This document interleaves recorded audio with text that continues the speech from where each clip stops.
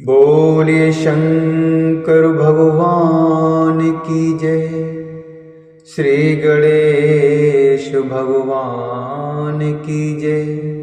भगवती मैया की जय। श्री शिव महापुराण के अंतर्गत कोटि रुद्र संहिता जो कि चतुर्थ संहिता है, इसके अध्याय 26 में आज हम प्रवेश करेंगे और जिसमें वर्णन है त्र्यंबकेश्वर ज्योतिर्लिंग तथा गौतमी गंगा के प्रादुर्भाव का आख्यान। त्र्यंबकेश्वर ज्योतिर्लिंग तथा गौतमी गंगा के प्रादुर्भाव का आख्यान। सूत जी बोले, हे द्विजो, उस समय स्त्री सहित गौतम के द्वारा इस प्रकार प्रायश्चित करने पर शिवजी प्रसन्न होकर पार्वती जी तथा अपने गणों के साथ प्रकट हो गए। इसके बाद अथ प्रसन्नः शशिवो वरं ब्रूहि मामुने प्रसन्नोऽहं सुभक्त्या तयित्युवाच कृपानिधि। प्रसन्नोऽहं सुभक्त्या तयित्युवाच कृपानिधि। तदा तत्सुन्दरं रूपं दृष्ट्वा शम्भोर्महात्मनः प्रणम्य शङ्करं भक्त्या स्तुतिं चक्रे मुदान्विता।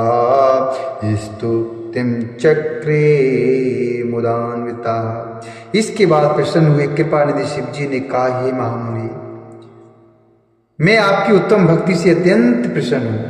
आप मुझसे वर मांगिए, क्या चाहते हैं वत्स?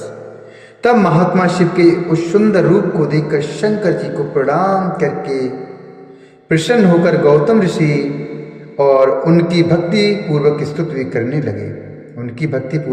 वे करने लगे। बहुत प्रकार से स्तुति करके एवं शिव को प्रणाम करके हाथ जोड़कर महर्षि गौतम स्थित हो गए और कहने लगे, हे देव, आप मुझे पाप रहित करें। सूत जी बोले, उन महात्मा गौतम का यह वचन सुनकर शिव जी ने अत्यंत प्रसन्न होकर यह वचन कहा। शिव जी बोले, हे मुनि, धन्योऽसि कृत्योऽसि निष्पापोऽस्यदा मुने एतैर्दुष्टे किल त्वं च चलितोऽसि खलात्मभिः।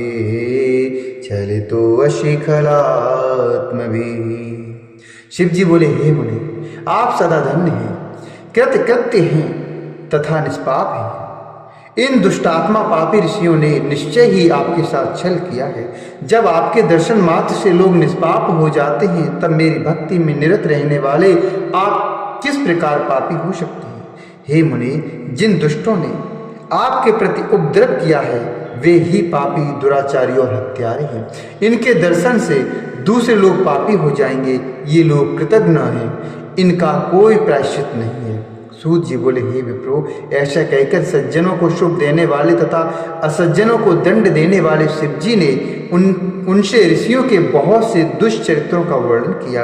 शिव जी की बात को सुनकर महर्षि गौतम अत्यंत आश्चर्यचकित हो गए और उन्होंने हाथ जोड़कर शिव जी को भक्ति पूर्वक प्रणाम करके पुनः कहा।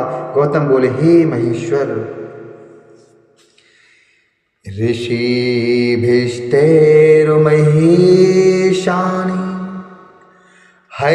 उपकारः कृतो महान् यदेवं न कृतं ते अस्तु दर्शनं ते कुतो भवेत्।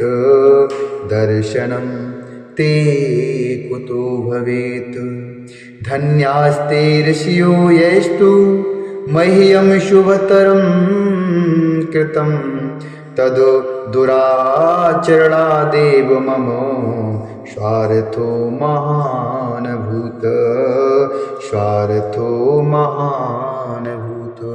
गौतम बोले, हे महेश्वर, उन ऋषियों ने मेरा बहुत बड़ा उपकार किया है। यदि वे ऐसा न करते तो आपका दर्शन कैसे होता। वे ऋषि धन्य हैं जिन्होंने मेरा अत्यंत कल्याण किया। उनके दुराचार के कारण ही मेरा बहुत बड़ा स्वार्थ सिद्ध हुआ है। सूत जी बोले, उनकी यह बात सुनकर अति प्रसन्न हुए शिव जी ने कृपा दृष्टि से गौतम की ओर देखकर शीघ्र ही उनसे कहा। शिव जी बोले, हे विप्रेंद्र, आप धन्य हैं, आप सर्वश्रेष्ठ हैं, सर्वश्रेष्ठ ऋषि हैं। मुझे परम प्रसन्न जानकर आप उत्तम वरदान मांगिए। सूत जी बोले, हे दुजो। उसके बाद गौतम ने भी अपने मन में विचार किया कि अब मेरे पाप की प्रसिद्धि लोक में हो चुकी है। अब मेरे पाप की प्रसिद्धि लोक में हो चुकी है, इसलिए वह जिस प्रकार झूठ ना हो, उन ऋषियों की कही बात सत्य करनी चाहिए। ऐसा निश्चय करके शिव भक्त मुनिश्रेष्ठ गौतम ने हाथ जोड़कर सिर झुका करके शिव जी से यह वचन कहा। गौतम बोले, हे नाथ, सत्यम नाथ ब्रवीषि त्वं तथापि पंचभ्ये कृतं नान्यथा भवति यत्र यज्जातं जायतां तु तत्। गौतम बोले, हे नाथ, आप सत्य कहते हैं, किंतु जैसा पंचों ने निर्णय दिया है वह अन्यथा न हो। जैसा उन लोगों ने निर्णय दिया है वही होने दीजिए। हे देवेश, यदि आप प्रसन्न हैं तो मुझे गंगा प्रदान कीजिए और इस प्रकार लोक का उपकार कीजिए। आपको नमस्कार है, आपको बारंबार नमस्कार है। सूत जी बोले, ऐसा कहकर लोक कल्याण की इच्छा से गौतम ने उनके चरण कमल पकड़कर देवेश को पुनः प्रणाम किया। चरण कमल पकड़ के देवेश को पुनः प्रणाम किया। उसके बाद पृथ्वी तथा स्वर्ग के सारभूत जिस जल को निकालकर पूर्व में रख लिया था और विवाह काल में ब्रह्मा जी के द्वारा दिया गया जो कुछ शेष जल बचा था, उसे भक्त वत्सल भगवान शिव ने उन मुनि को प्रदान किया। उस समय वह गंगा जल परम सुंदरी स्त्री के रूप में प्रकट हो गया। तत्पश्चात ऋषिवर ने उस स्त्री रूप जल की स्तुति करके उसे प्रणाम किया। गौतम बोले, हे गंगे, आप धन्य हैं, कृत्य हैं, धन्यासि कृत्यासि पावितं भुवनं त्वया मां च पावय गंगे त्वं पतन्तं निरे ध्रुवं पतन्तं निरे ध्रुवम। गौतम बोले, हे गंगे, आप धन्य हैं, कृत्य हैं, आपने जगत को पवित्र कर दिया है, अतएव निश्चय ही नरक में गिरते हुए मुझे भी आप पवित्र कीजिए। सूत जी बोले, तब सबका हित करने वाले शिव जी ने भी कहा, हे गंगे, सुनो, तुम मेरी आज्ञा से इन गौतम मुनि को पवित्र करो। तब उन शिव तथा गौतम के वचन को सुनकर भगवान शिव की शक्ति परम पावनी गंगा जी ने शिव जी से कहा। गंगा जी बोली, हे प्रभु, ऋषिं तु पावित्वाहं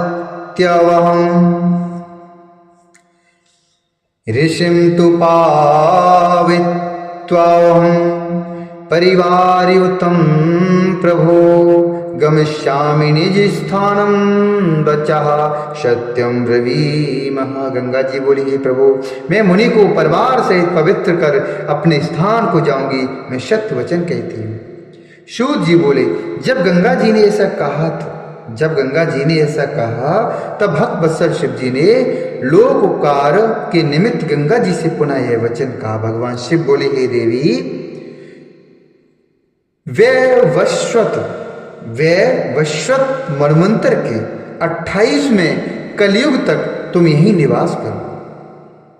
वैवस्वत मन्वंतर के 28वें कलयुग तक तुम यहीं निवास करो। सूत जी बोले, उस स्वामी शिव का यह वचन सुनकर नदियों में श्रेष्ठ पावनी गंगा ने पुनः कहा। गंगा जी बोली, हे स्वामी, महात्म्यधिकं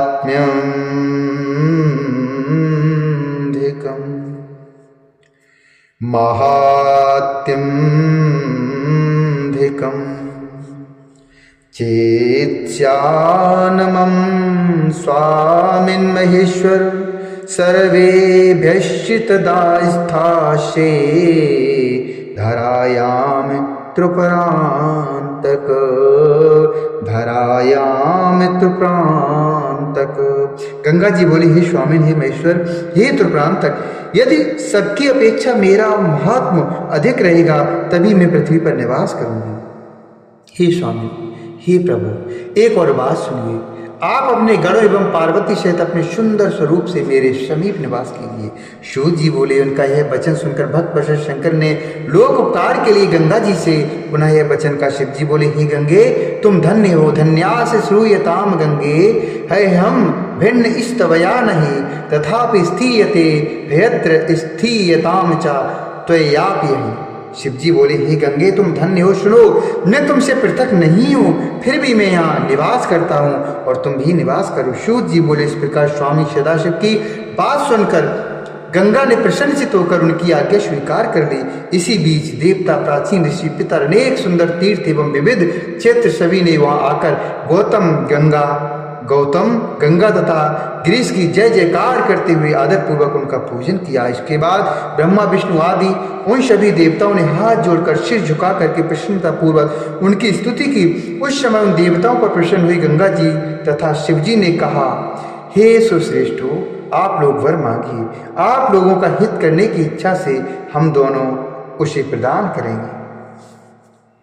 देवता बोले, हे देवेश, यदि आप प्रसन्न हैं, और हे गंगे, यदि आप भी प्रसन्न हैं, तो हम लोगों के तथा मनुष्यों के हित के लिए कृपा पूर्वक यही निवास करें। गंगा जी बोली, हे देवताओं, तुम लोग स्वयं ही लोकोपकार के निमित्त यहाँ निवास क्यों नहीं करते? मैं तो गौतम को पवित्र करके जहां से आई हूं वहीं चली जाऊंगी। आप लोगों में मेरा वैशिष्ट्य किस प्रकार जाना जा सके, यदि उसे प्रमाणित करो, तब मैं निश्चय ही यहाँ निवास कर सकती हूँ, निवास कर सकती हूँ। सभी देवगण बोले, जब सबके परम सुहृद बृहस्पति सिंह राशि पर स्थित रहेंगे, तब हम सभी लोग आपके समीप आएंगे, इसमें संशय नहीं है। हे सरद्वरे, इस लोक में 11 वर्ष पर्यंत लोगों का जो पाप प्रक्षालित होगा, उससे जब हम लोग मलिन हो जाएंगे, तब हे प्रिय, उस पाप को धोने के लिए हम लोग निश्चित रूप से आपके पास आएंगे। हे महादेव, हम लोग आदरपूर्वक सत्य कह रहे हैं। हे सरद्वरे, लोगों पर अनुग्रह करने तथा हम लोगों का हित करने के लिए आपको एवं शंकर जी को भी यहीं रहना चाहिए। जब तक बृहस्पति सिंह राशि पर रहेंगे, तब तक हम लोग भी यहीं निवास करेंगे और तीनों समय आपके जल में स्नान करके तथा शिव जी का दर्शन करके अपने संपूर्ण पापों से मुक्त होंगे और पुनः आपकी आज्ञा से अपने अपने स्थान को चले जाएंगे, इसमें संदेह नहीं है। सूत जी बोले, इस प्रकार गौतम तथा उन देवताओं द्वारा प्रार्थना किए जाने पर वे शंकर जी प्रेम पूर्वक वहीं स्थित हो गए और वे गंगा जी भी स्थित हो गई। वहां पर वे गंगा जी गौतमी नाम से प्रसिद्ध हुई तथा वह शिवलिंग त्र्यंबक नाम से विश्व में विख्यात हुआ, और जो महापातक का भी नाश करने वाला है उस दिन से लेकर जब जब बृहस्पति सिंह राशि पर आते हैं, तब सभी देवता तीर्थ तथा क्षेत्र यहाँ आते हैं। पुष्कर आदि समस्त सरोवर, गंगा आदि सभी नदियां एवं विष्णुवाद देवगण गौतमी तट पर निवास करते हैं। ये जब तक वहां रहते हैं, तब तक अपने स्थान पर उनके सेवन का फल प्राप्त नहीं होता, और जब वे अपने अपने निवास पर चले जाते हैं, तभी उनकी उपासना का फल प्राप्त होता है। यह त्र्यंबक नाम से प्रसिद्ध ज्योतिर्लिंग गौतमी के तट पर स्थित है और महान पापों का नाश करने वाला है। जो इस त्र्यंबकेश्वर नामक ज्योतिर्लिंग का भक्ति पूर्वक दर्शन, पूजन, प्रणाम एवं स्तवन करता है, वह सभी प्रकार के पापों से मुक्त हो जाता है। गौतम के द्वारा पूजित यह त्र्यंबक नामक ज्योतिर्लिंग इस लोक में संपूर्ण कामनाओं को देने वाला तथा परलोक में उत्तम मुक्ति प्रदान करने वाला है। हे मुनीश्वर, जो आप लोगों ने पूछा था उसे मैंने कह दिया। अब आप लोग और क्या सुनना चाहते हैं उसे मैं कहूँगा, इसमें संदेह नहीं है। इस श्री श्री महापुराण चतुर्थ्याम कूटरुद्र संहितायाम त्र्यंबकेश्वर महात्म वर्णन नाम षड्विंशोऽध्याय। इस प्रकार श्री महापुराण के अंतर्गत चतुर्थ कूटरुद्र संहिता में त्र्यंबकेश्वर महात्म वर्णन नामक 26वां अध्याय पूर्ण हुआ। बोली शंकर भगवान की जय, त्र्यंबकेश्वर भगवान की जय।